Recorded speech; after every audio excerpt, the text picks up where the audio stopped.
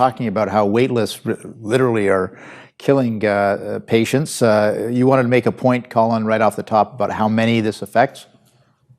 Yeah, so last year, Tony, the number was about 14,000 patients that passed away while waiting for various healthcare services. So that, again, that's everything from maybe an MRI to heart surgery.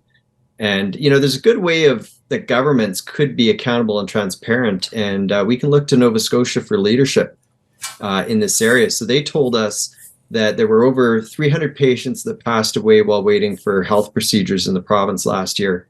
And then they drilled down even further, which I think is important. They said of those 300, it was around, I believe it was 28 were waiting for procedures which could have potentially saved those patients' lives. And then even further, they said about, I think it was over 60% of those patients passed away while waiting longer than the recommended wait time. And it's that type of analysis that I think we really need to see right across the country. So and you don't see that in other provinces, Colin?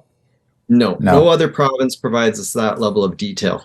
And that's, again, Nova Scotia, I think, is really the leader when it comes to this type of data and trends.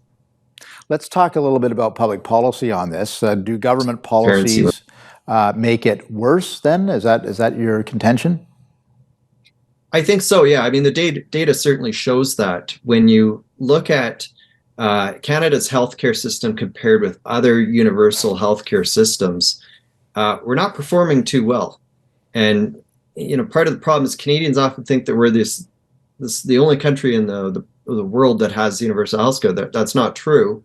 We need to look beyond this old comparison between Canada and the U.S. and look at other countries that have universal healthcare. So quite often over in Europe, Sweden, Norway, the Netherlands, there's lots of countries in Europe that have universal healthcare system, and they perform better than Canada's healthcare system. Australia and New Zealand, those are a couple other examples. And when we look at these countries for similarities in terms of things that they're doing that we don't, one of which is that they don't ban patients from using their own money to pay for health services. Right. And that's what we find in Canada. We have the government very restrictive in terms of what individuals can spend their own money on when it comes to healthcare. So ultimately, that ban means that we have fewer healthcare options in the country. We have fewer doctors per capita, fewer hospital beds, and so forth. And we put all this pressure on the public healthcare system, right, because we're not allowing these private options. So these other countries that allow the private options, well, those private options, they take pressure off of the public healthcare system because some patients will decide to pay out of pocket.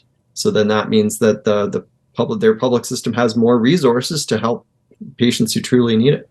So this has been an ongoing public policy debate. Obviously, even when I was a provincial health minister in Ontario, we were tackling with the same debate. And the other side always argues, led by the public sector healthcare unions, but also other fellow travelers, that the minute that you have a system where you can pay privately for some procedures, that means that you're diverting resources from the public system. Doctors and nurses will flock to the private system. It means longer wait times and more health complications for those waiting patiently in the queue. What would be your response to that? Well, I think it's classic fear-mongering. Right now, they have control over the healthcare system, essentially, because they have a near monopoly when it comes to things like surgery and that. They don't want to lose it. They don't like the idea of competition or maybe someone wrestling power away from them, so they fearmonger. The thing we need to think about is, as I just said, there's other universal healthcare systems that are performing better than Canada, and they all give patients a choice between the public system and private options.